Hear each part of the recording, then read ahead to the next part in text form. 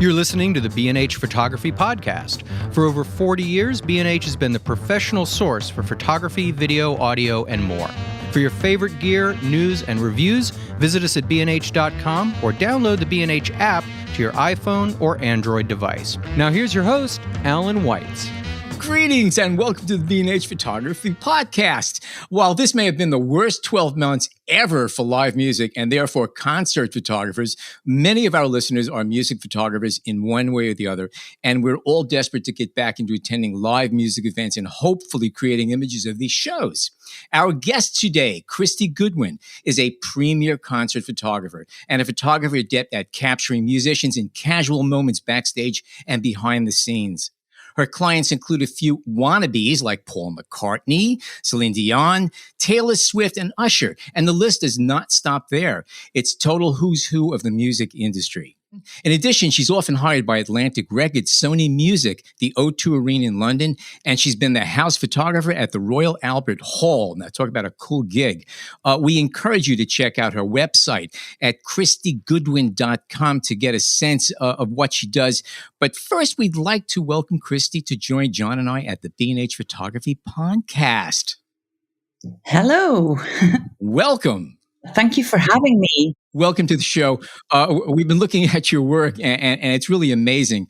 You have certain situations going on that are very unique. We've spoken to people who photograph musicians in concerts in the past, but looking at your work, you have a little niche going on there and a certain signature look and other things going on. That's just really, really wonderful, and that's what we plan on talking about in the next hour or so.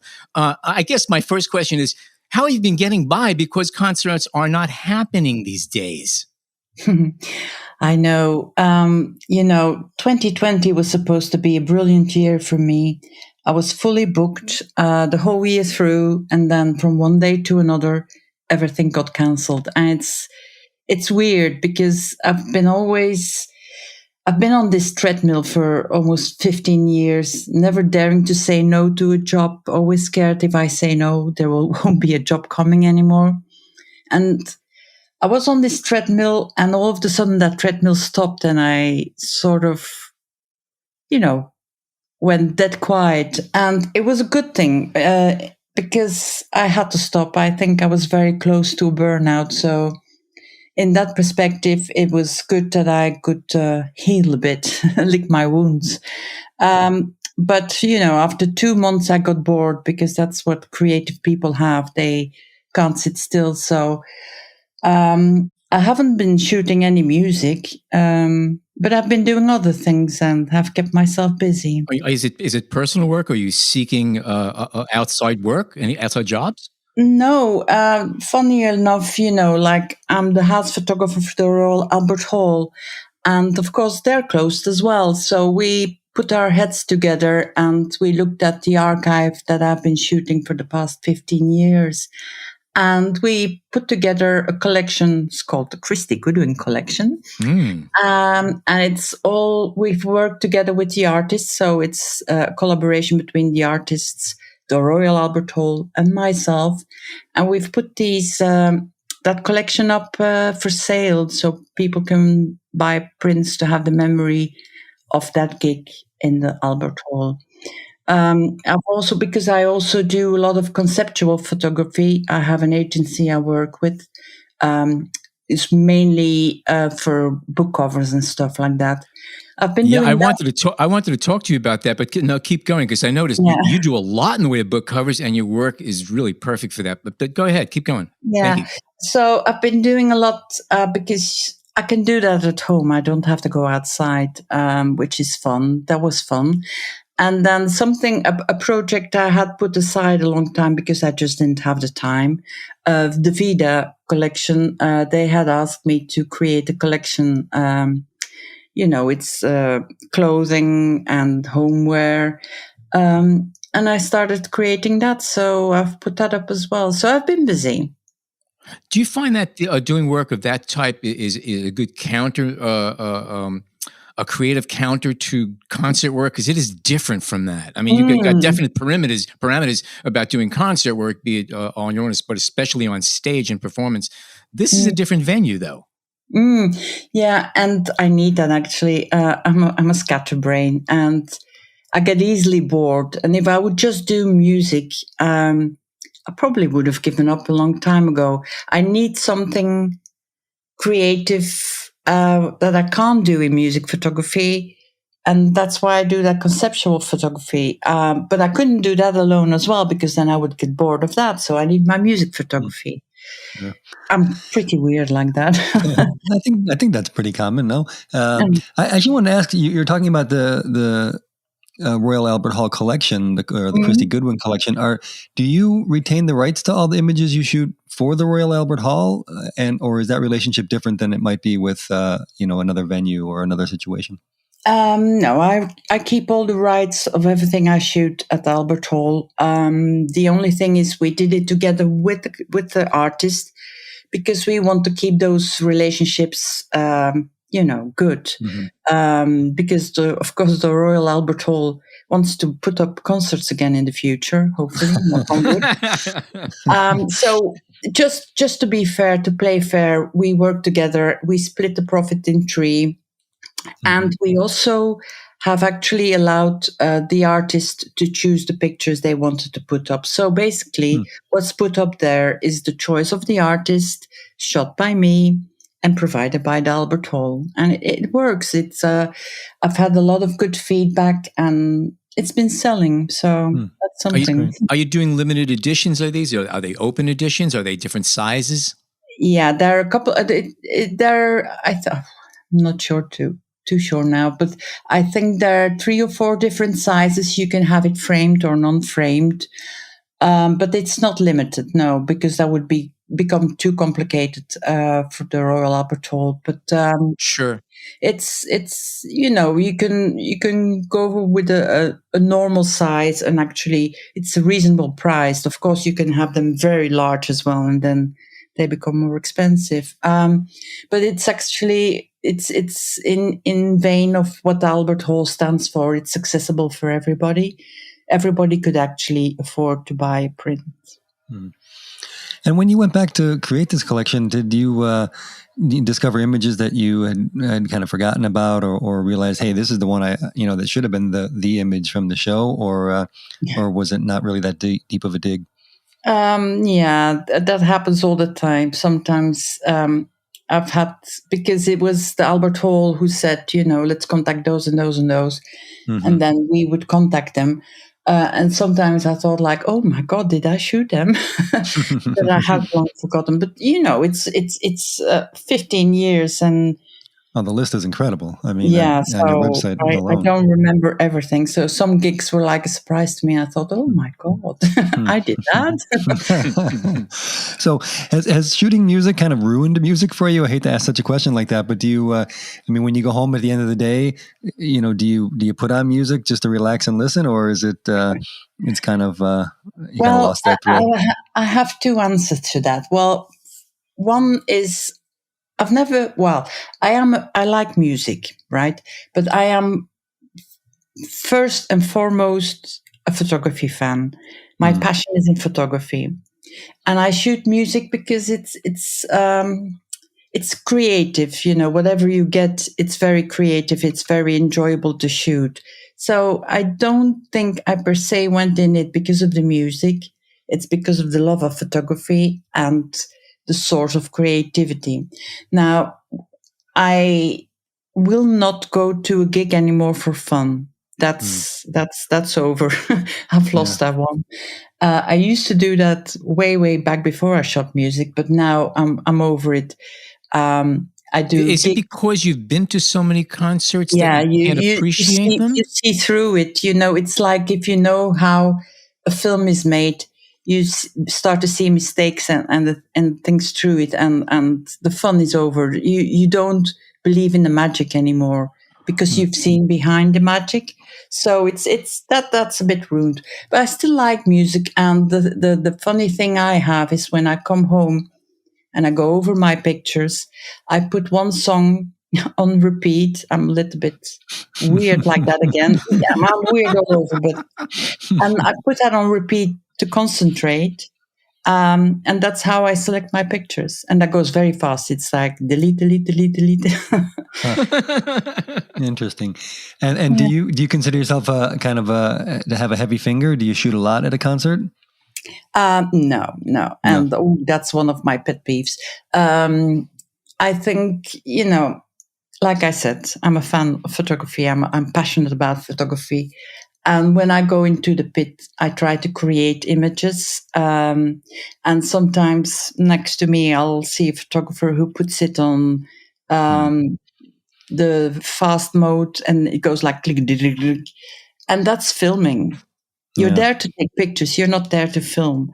And I think you just get better captures if you put an effort in it. It takes a little effort to basically compose something, to see what's in there, to fit the things into your little, your little square, than just shooting for the hell of it. I'm sure they'll get a couple of good ones as well out of it, but I don't do that. Should we infer that means that you keep your camera in single mode, or are you still in continuous, but you're just doing one frame at a time? Just curious. Yeah, I do one frame at a time. Okay. Yeah. That's typically the way that I work as well. There you go. And who do you think of when you're shooting? I mean, do you have somebody that you want to please? I mean, I realize sometimes your clients are the musicians themselves, and sometimes it's the Royal Albert Hall. But are you in your head thinking, okay, I want to please myself with this image, or the fans, or the musician themselves? Well, usually I get hired. Well, mostly I get hired by management, and not always, but mostly I know what I'm shooting for, because above all, it is a form of commercial photography. I am shooting. It can be either for the tour program, or it could be for the next tour announcement, or just for their social media. But I sort of will know what I'm shooting for, and so that has to be the main goal, of course, to capture whatever they need for whatever they're going to do. So, but when I shoot, I do keep the fans in mind. I, of course, shoot for the client, but I keep the fans in mind because it is a communication. I am the communication tool between the artist and the fans, however you want to look at it, even though it's for them, it's the commercial part, of course, because they want to put out a tour poster, for instance, and I'm shooting for that.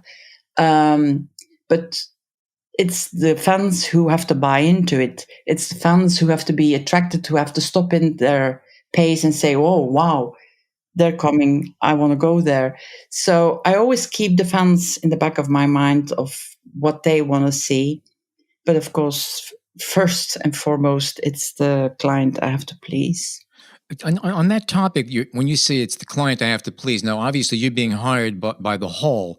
Now, what about the artists themselves, the performers? How does it work? Do you have to establish separate contracts with the performers, or is that covered in the agreement that you have with the hall? How does that work? Because that's complex, and there's nothing. Some people might be a little more, easy than others, I'm sure. Yeah. Well, it all depends. Sometimes I'm just hired by the hall because the hall this year is their 150th anniversary, by the way. For 150 years, they have kept an archive of all the events that have happened. Well, most events. And so I'm part of that team that documents that. So often I get hired by them if it's somebody who hasn't been to the hall yet and they want in their archives. Sometimes I get hired by the artist. And then, of course, I work directly with the artist, but I always will negotiate with the artist and say, listen, I also shoot for the Albert Hall. Is it okay that I give a couple of pictures of what I shoot for you to the Albert Hall? And usually they don't have any problem with it. in reading your website, you make a point in your bio to mention that, you're easygoing. And of course that you also have an unyielding work ethic. I like that you put those in there, and you talk a little bit about yourself. I mean, how important is it to be, a friendly person and to, get along with people who are in the music world to kind of continue to be hired?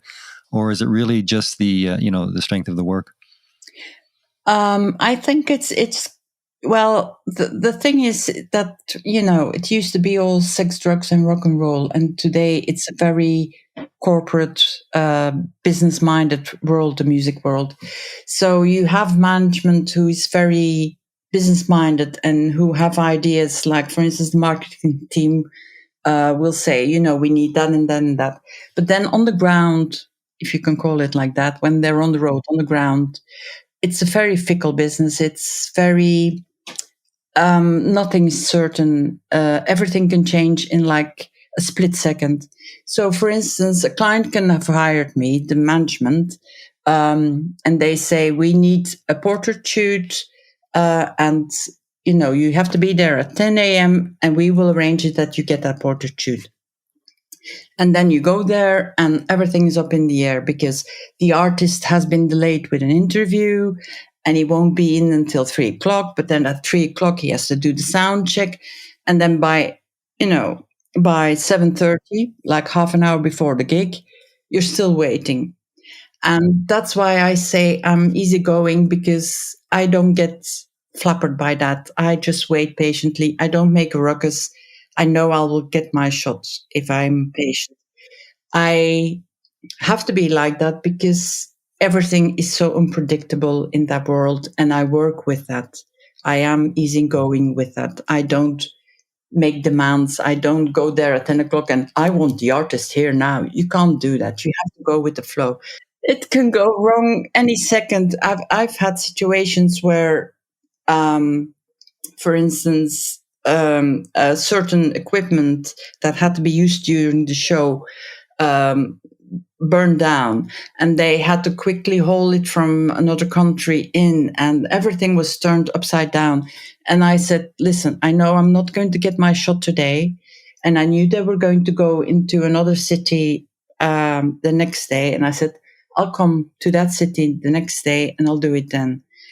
I'm easygoing like that because at the end of the day, I want to please my client. I want to get what I need, but I also don't want to be the obstacle on the ground for the touring party where everything is so, Right. And how about getting hired, by the musician themselves or the the management of the musician and going on tour? I've noticed that some of your shots have been taken outside of England, of course, in the States and other places. How does that happen? And talk about being on the road. I mean, that must be as thrilling as it is hard. It is very hard, yeah. It's a whole different world, and funny enough, once you're in there and you come back to normal life, it's hard as well. But it's a good thing, and it's interesting because you get to live with these people, and you get to be there the whole time. So it sort of helps you, especially for behind the scenes. You get a sort of relationship with the people. You get a relationship with the stage manager, with the lighting guy, which is very important. Make good friends with the lighting guy, so he gives you good lights. It's that part is kind of nice, but it's very long hours.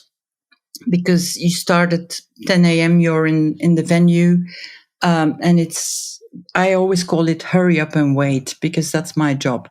I have to hurry up to be there, and then I have to wait until the artists arrive, sound check, then there's that waiting time again until the gig, then there's the gig, which is the excitement again, and then after the gig, for me, the job only starts, because then I have to select my pictures, I do a little edit, and then I have to send it to the client, and then I sleep maybe 2-3 hours, and then it's off again to the next venue. So it's quite hard, and I couldn't do it nonstop.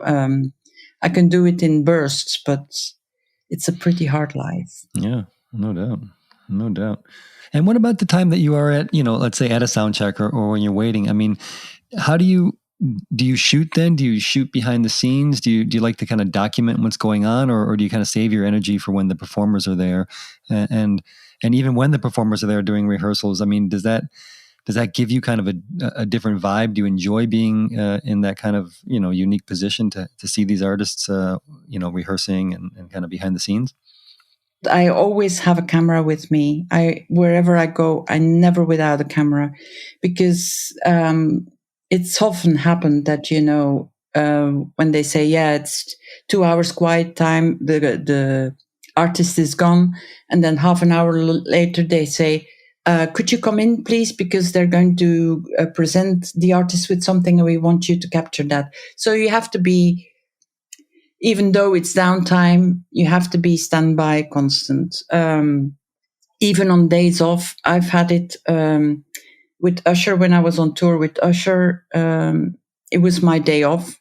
I was in my hotel room selecting pictures, and his security called and said, come downstairs because Usher is going to walk outside, and we want you to shoot that when fans notice him and will follow him. So, you always have to be ready. You always have to be alert. You always have to have your camera with you.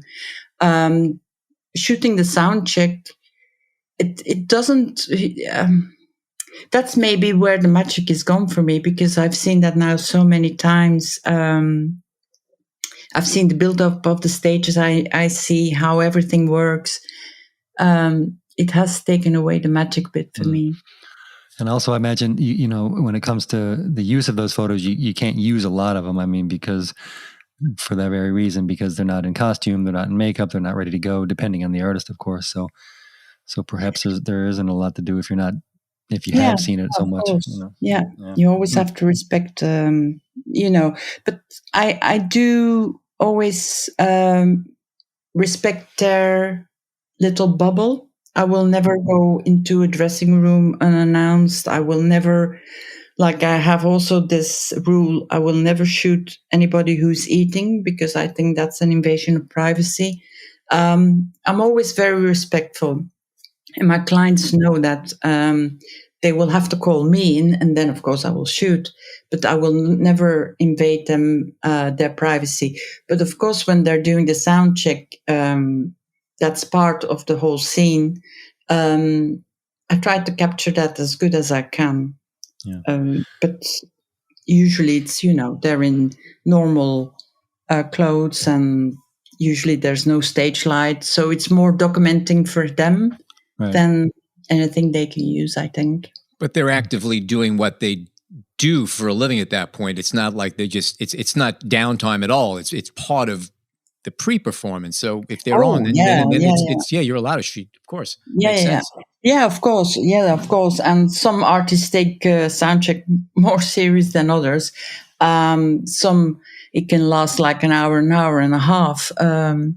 So, of course, that's part of their performance, and I will always cover that if that's requested, because some say, you don't have to shoot soundcheck because we're not going to do anything with that in any way. So then I don't go and waste my time there. And what about that moment that, you were hinting at it a bit before about backstage or in more quiet moments, how do you walk the line where you might want to press a little forward to get an image? Let's say, assuming they're not eating at the time, but there's a great moment of repose or an artist is relaxing backstage, and you don't want to break the bubble like you're saying, but you see the lighting is great or the moment is perfect. Do you, is it eye contact? Is it knowing the person? Is it just the right word? Or how do you kind of, walk that fine line? Yeah, it all depends. You have to build up sort of a trust relationship with the client, with the artist. And I have this thing, I'm not fazed by celebrities. That I don't do celebrities, I always say, but it's true. I'm not fazed. And I will do good a job if I'm shooting the butcher around the corner as an artist. I will always try to get the best of them. And anything that's not flattering, anything that's not appealing, will be deleted. And my clients know that. I will always show them at the very best. There's this Japanese saying that says a human being has three faces. One that they show the world, one that they show their friends and family, and one that they only show themselves. And that one that they only show themselves is actually, we're all insecure inside if we're honest about it. And even though you're very famous, that insecurity still lives there. And I'm actually very aware of that. And I try to protect them from that. I try to almost, protect them from the exposure, although I'm invading there with my camera and I'm well aware of that. But they know that. They know that I will not take pictures that they will look bad. So that's the relationship I've built with my clients, and there's a certain trust. And so if something happens and there is a picture that I really think like, oh, I should capture that, they won't bat an eye because they know they can trust me. They know that I will make them look good and not bad. So I think that's also something that grows over time. If I have a new client, you have to start from the beginning and you have to start building that up again. So I just want to, wrap up this half of the show with a simple question. I mean, do you have a favorite act, that you look back on and saying, wow, that was, the greatest act to photograph live? And the same with a venue. Do you have a favorite venue you'd like to work? Well, a favorite venue is definitely the Royal Albert Hall, because that's my little baby. That's my home, my second home. Favorite act, well, the one that always stands out and I'll never forget is Iggy Pop at the Albert Hall. It started, because Iggy Pop doesn't like photographers, and it was a little bit of an issue. And Albert Hall had agreed that I could stay the whole gig, but I had to be invisible. And he went wild. He just went wild, and the whole hall went out wild, and the crowd went wild. And at a certain point, he just jumped into the crowd and started crowd surfing. And I thought, like, okay, this is my moment. I'm not going to stay here behind the curtains. I'm going to dive in. I want to shoot that. So I ran down, and I was like on eye level with him, and he was really going like waves over the crowd. And he made this turn and he ended up right in front of me. And then he wanted to hug. Well, he started hugging fans and he came to me, but I have these two big cameras, which I was hiding behind my back. And he stretched his arms to hug me, and I just pulled back. And he gave me the strangest look, like, what, she doesn't like me? And then went to the next one. But it was such the vibration in the hall was like immense. It's something I will never forget. Did he make the connection that it was you, and the person who was not supposed to be in his face?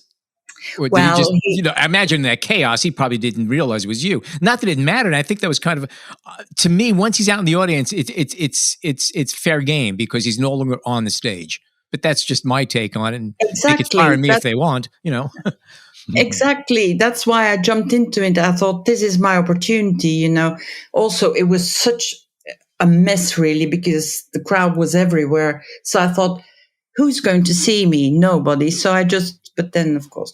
But the funny thing is, in the end, now we work together with Iggy Pop. He's approved pictures. They're on sale in my collection.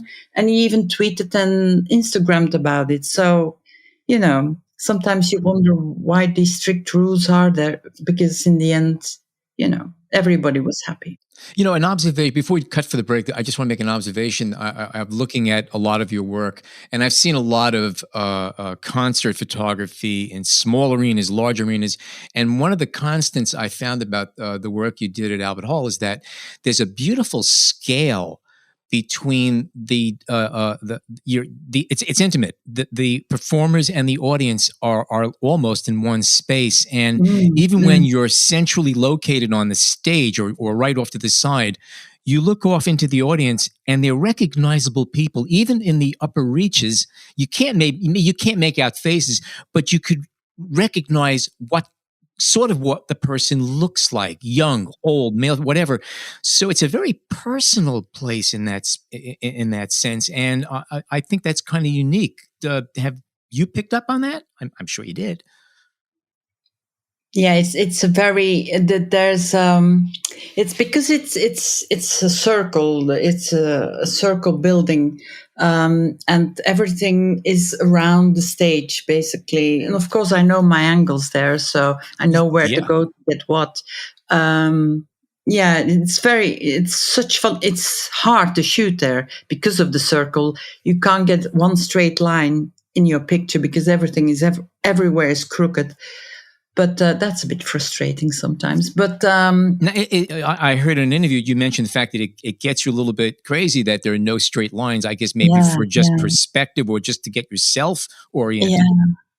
Oh, I have this thing with lines, and I like my lines straight, and because it's all about the aesthetic proportions of a picture, and I want it to be as straight and as perfect as possible, and I can't get that. And sometimes, I have to give way for just capturing the atmosphere rather than having the perfect picture. But if it softens the blow a little bit, just keep one thing in mind: there are no straight lines in nature. I know. Okay, we are going to take a short break, and we come back more with Christie Goodwin and concert photography. Stay tuned.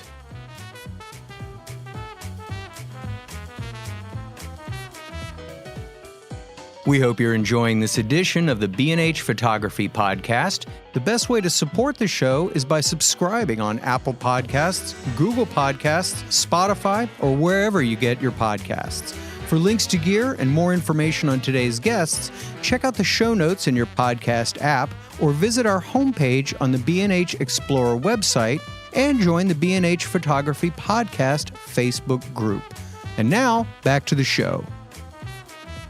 All right, we are back with Christie Goodwin and concert photography. And before we talk about concert photography, camera gears, you use a Canon 5D Mark IV, is that correct? That's right, yeah. I have two of them. And what about lenses? I mean, what's your standard outfit when you go into shoot concerts specifically? I have on the one, I'll put the 24-70, and on the other one, I have the 70-200. The universal system. Yeah. What about R cameras? Now, using DSLRs, have you had a chance to play around with any of the new Canon EOS R cameras? Well, I have... I actually don't know which one I have. How many megapixel? That's a clue. I don't know. I don't do very well with technical things. But I have an R camera, which I use for my conceptual photography. But for music photography, I still use the 5Ds because, they're reliable and they do the trick. And I think with gear is important, but I think it's more important to know your gear, and it's very important to be able to manipulate your camera blindly. It's almost like, the special forces who can assemble their gun in the dark. You have to have the same with your camera. And I've been using a Canon for 37 years now. Ouch. And I know these cameras inside out, and I know they're probably something more luxurious and better in the world to shoot with, but I know them inside out, and I don't even have to think when I use them. You just really summed up a lot of an answer to a lot of questions when it comes to gear. A lot of people are very, very pumped up. A new camera comes out, a new lens, whatever. All of a sudden, they have to get rid of the last bit of equipment they had. And it's the same thing with changing types of systems. And you said something really, really important, and that is that if you understand the photography that the cameras and the lenses that you have, and if you understand what they can do, what they cannot do, you can do anything. Exactly. Because once you know your limitations, everything else is open. Okay, I can't do that. I can't do it, but this I can do, and I can try that, and that's really important. And also, you said that your gear is transparent to you. I'm kind of paraphrasing. That's the word I use, and that too. When you're there, especially something that is happening literally in the moment, you can't be thinking about what button and what nothing. You have to be looking through the camera, looking through the lens, and knowing exactly when to hit that shutter button. That's your concern. So I think that's more important. So, yeah. Yeah, and it's also that's also a little pet peeve of mine. It's like these people, it's mainly men. I'm sorry, but it is. No, you're right. I don't even know what you're going to say, but you're right about that. It's about the size of their camera, but it's also, they come and ask what my settings are. And, I do that intuitive. I don't even think about it. And you don't compare settings. Every picture you take is situational. And even where I'm standing, which is away from the other person, my settings have to be different than yours because we're shooting from there's different light. So don't start asking about what your settings are. Know what your settings have to be for yourself and work on it, that you can use your camera and get the right settings to take the perfect picture. I've been following a thread that's been going on in one of the Facebook special interest groups with one of the camera companies, and there was a funny interchange. Somebody just I just bought I don't even say a so-and-so camera. Let's just say he spent about $9,000 for this camera. Okay, a brand new camera, nicest one out, state of the art. Blah blah blah blah. Okay, and his question is, should I buy a 35 or a 50? and a lot of people say, oh yeah, no 35, no 50. Blah, blah, blah. And somebody finally said, if you just spent that kind of money on a camera, why are you even asking what kind of lens? Maybe you should have asked that before you spent that kind of money on the camera. You sound like you don't even know what you're doing yet. What you even want. The camera doesn't matter. The lens doesn't matter. What do you see? How do you see? And that, bingo, you hit it again. So I wanted to ask, you mentioned lighting and how somebody right next to you could have a different, whole different set of, parameters to choose for their settings. And in concerts, that's obviously a huge factor because 1 second you could be, seeing a silhouette of the performer and the lights could switch and you'll have a blinding spotlight right in your face. I mean, how do you, and I'm sorry to ask this question, but what are your settings? I mean, I'm kidding, but do you roll with an aperture priority for a while and then switch over to manual when you're in a situation where you may have, more controlled lighting, or do you stick with program auto if you need to, or how do you generally think about that? By the way, Christie, I always lie to him whenever he asks me those questions about my pictures. I just lie to him. No, I'm joking. Say whatever you want. First of all, I'm offended. No, I shoot manual all the time. I mean, for heaven's sake, you have a camera, use it. Don't. Also, those, if I can just say it out there, all those programmed things, they are not accurate. They don't work accurate. The whatever modes you can have, they're not accurate. Don't use them. Use manual and you can get it as accurate as you want to. But of course, you need to know your camera. And it's, as you say, it's very unpredictable. Any show is unpredictable. And you have to move very fast. And that's why it's so important that you know your tool. Can I add a qualify to that, if I may? And that is that what you're saying is really, really true. And I agree with you 1,000%. And you also, and I think this is important for some people who are listening that might just get a little bit, intimidated by what you just said. You are working also in an environment. I'm talking about specifically about Albert Hall, where it's your studio. You know the place, you know all of the lighting that goes on there. Okay. You have an idea of what to expect. And even though the changes happen unexpectedly sometimes, you automatically, intuitively, because of experience, know where you have to go exposure-wise to compensate for whatever changes there were. So I think it's important to acknowledge that for people who might have heard that, saying, oh my God, I'm shooting an aperture and I'm wrong. No, not Yeah, necessarily. but the thing is that, of course, it's experience. I mean, I've been shooting for 37 years. I've been shooting 16 years music. So it's, I talk now like, if it, it's the easiest thing of the world. I started as well not knowing what's what. And I actually started out in fashion photography, and I was obsessed with the cameras that those famous fashion photographers used, and I wanted to have that. And I thought, Vogue is going to call me if I use those cameras, but Vogue never called. And it's all experience, of course, and you have to allow yourself to grow. I'm lucky enough that I've had all that experience, and I have this internal light meter. I used to work with a light meter, and now I can read light without a light meter. That's something that comes over years, of course. Yes. And I know exactly what to do, and I don't even think about that. And I know and maybe you said it, it's maybe intimidating, but it's something that I want to bring out there, that people should actually try to work towards it, to achieve that position that they can work blindly, and not, because if you start using those modes and rely on those modes, the different settings that you have on your camera, of course you're going to perfect pictures and whatnot, and it's going to work for you, but you're never going to make the step where you can actually get precisely what you want.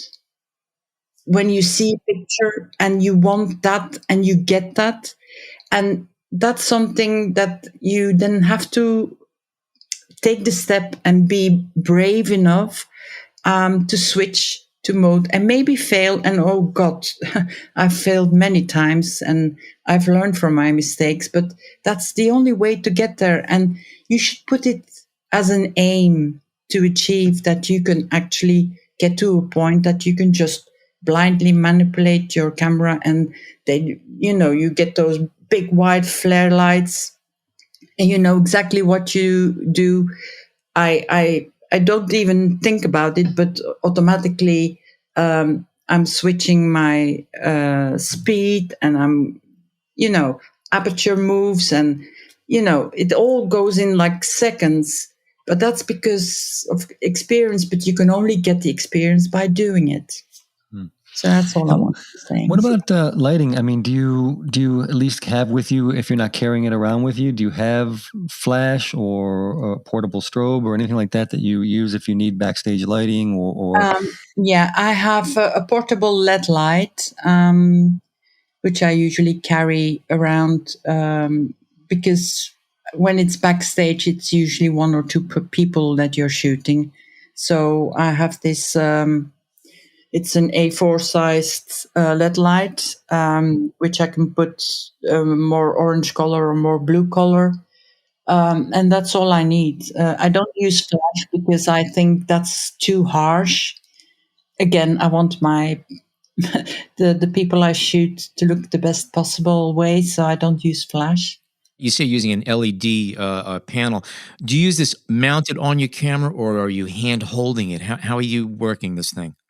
No, I'm hand holding it, and I usually find somebody who will hold it. Oh, okay. Yeah, no, because that makes a huge difference. No, okay. That's why I was curious. Okay. Yeah. Yeah, because sometimes, when it's on your camera again. It's awful. I mean, sometimes you have to, but it's awful.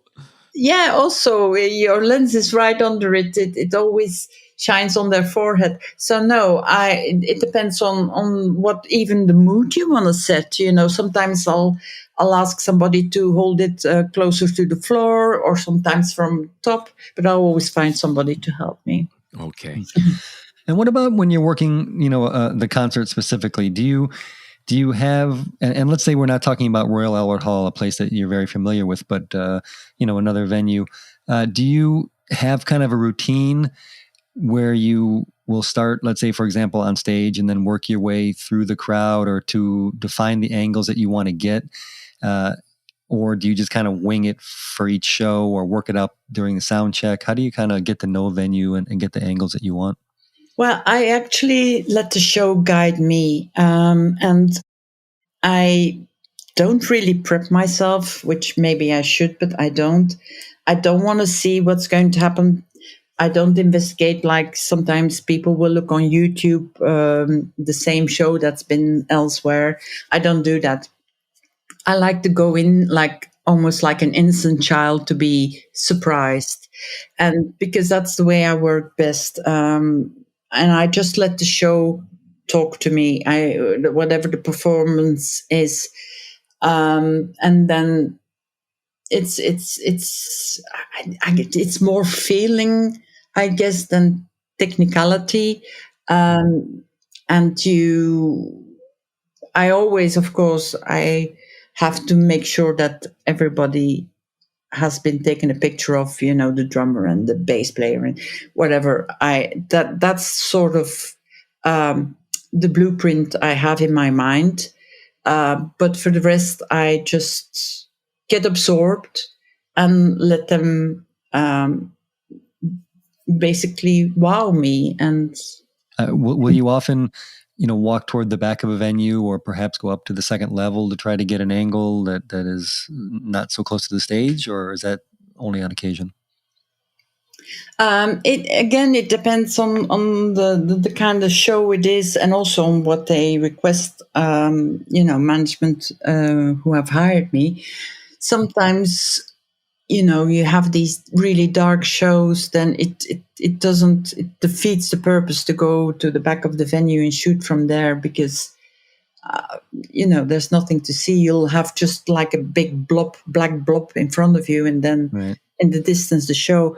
But if it's a spectacular light show, with a lot of light flaring into the crowd, and you usually midway the show, you'll get a feel of what they're doing.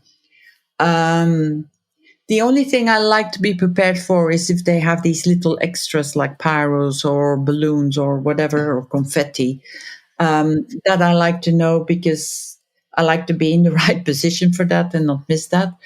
But for the rest, I just, let the show talk to me. If it's a very beautiful light show, I will go to the back and shoot from there. Or if I can go somewhere higher up, I will do that.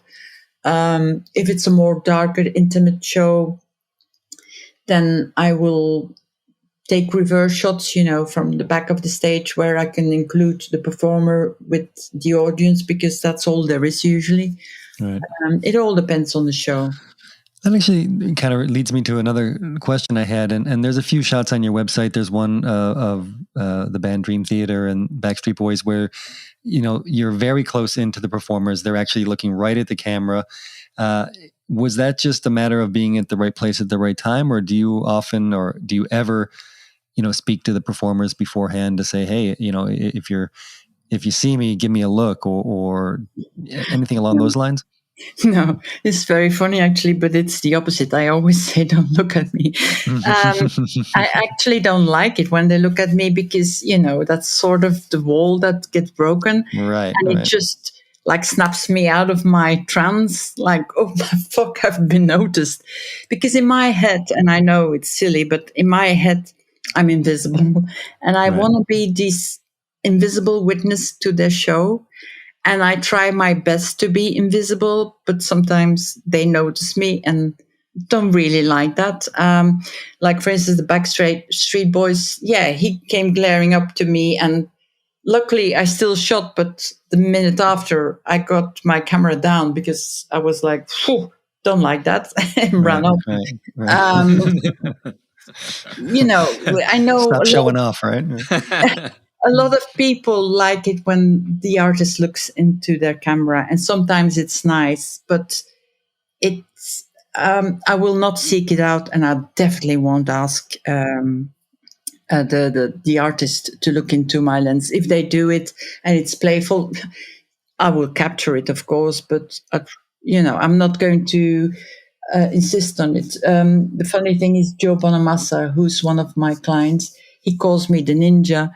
Because I try to be like as invisible as possible, and sometimes put myself in very awkward situations just to be invisible.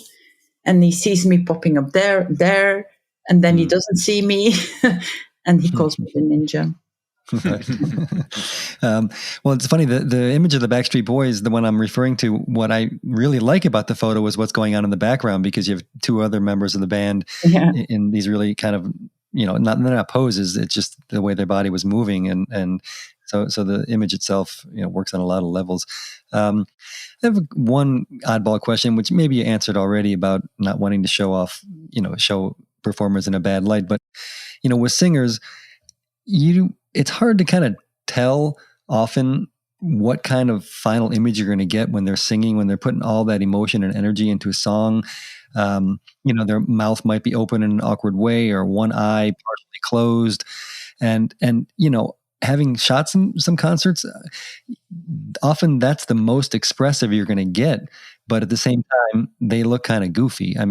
How do you work that line? Do you always just kind of get rid of any photo that you feel doesn't look too flattering, even if, for example, it might be the most intense moment of the show? Mm-hmm.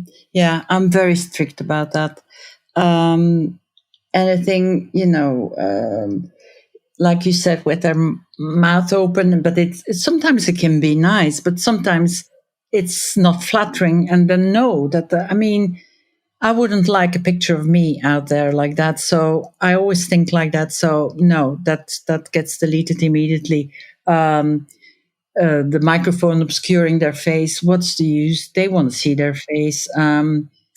If I've by accident cut off a guitar, that goes out as well, because these guitar people, they're passionate about their instrument. I'm not going to insult them by cutting off their guitar, stuff like that. I'm very strict about that. I'm very harsh on myself, very harsh in selecting, and only the very best leaves my laptop. Gotcha. You actually do a lot of conceptual photographs that I first saw on your online portfolio, and then I realized, no, these are actually, a lot of them are for book covers, and they lend themselves beautifully. A lot of novels and suspense and stuff like that. But could you talk a little bit about that? How do you go about that? Are these photographs that you are shooting on your own and selling on consignment? Are they assigned to you to come up with a photograph that has a certain mood based on it, or is it a combination of all of these? Love to hear about it. Yeah, it's a combination of all of it. I work with one particular agency who specialized in selling to publishing companies, mainly book covers. And every week they will sort of give a topic you could shoot. I always try to fill in that topic as well. This week, for instance, it's wizards. It's going to be tricky, but we'll try.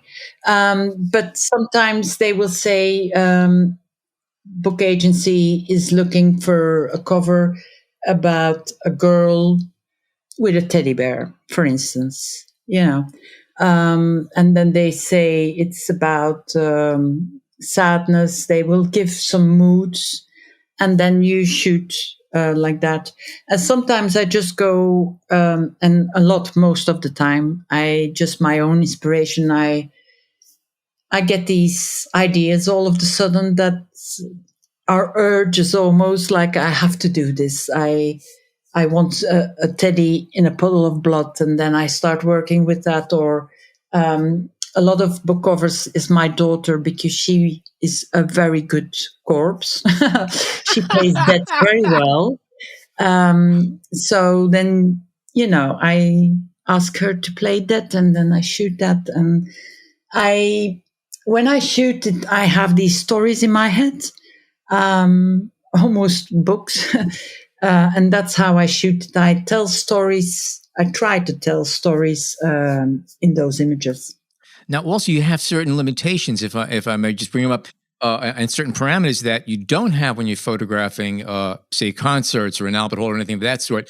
And as that, number one, you have to shoot vertical unless it's a horizontal book, which is not the norm.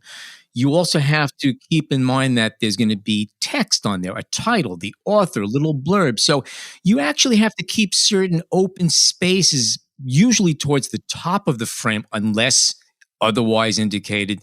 So is that more of a challenge? It's sometimes also necessary in music photography because, like, for instance, I'm saying a tour poster, for instance, it also needs copy space. Yes, exactly. Sure. I often, you will see that in my pictures, will situate the artist on the left side, for instance, and leave space open because, but of course, when I do it for book covers, it's standard. You don't just fill the whole page, your whole frame. You always leave space open. Also, the use of red, because red attracts people to buy. So I always put a lot of red in my images. There, it's also very good when you have eye contact, which is what I don't do that much in music photography. Yeah, it's completely different, but it's so much fun, and it's so creative. You can make up these whole stories. You're not restricted by anything. Everything is possible, and I love doing that. That's great. By the way, you remind me of a little saying somebody once told me about art, and as it, if you can't make it good, make it big, and if you can't make it big, just paint it red. So I guess there's a certain, I guess you just verified that for me. So yeah. So my final question is just kind of maybe not even a question as much as a comment, but I heard in an interview that you mentioned a photographer who we lost this year, a famous music photographer named Baron Wolman. Oh yeah, who was the original photographer for Rolling Stone magazine. Was he an influence, or was just his the work that he created, the people he photographed, part of your growing up? Is that how come he is important to you? Yeah, well, it's a very long story, but I will make it very short. When I studied photography, we had this end work we had to do, and we had to make sort of a biography and work inspired by a famous photographer. And I was obsessed with Rolling Stone magazine, and I had discovered Baron Wolman in that. And so I had chosen Baron Wolman, and I almost got excluded from the last exam because he was not known to them. Everybody, it was Ansel or whatever, Cartier-Bresson, they took all these famous photographers, and I came with Baron Wolman. Finally, they actually allowed me in, and I made my work about him. And then many years later, I got to meet him. I worked with him. I talked many times about photography, about his work, my work. He was a huge fan of mine, which was always very humbling. And yeah, we've lost a great one there. Yeah, I was quite sad when he left, but yeah. He's somebody who, of course, I never met him. I did actually reach out to him once to be on the podcast, and I followed his Instagram feed, which was not only the photos are great, but the stories are great too.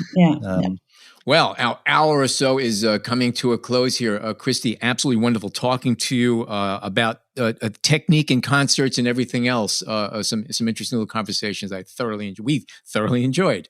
If people would like to catch up with more of your work, where can they go to?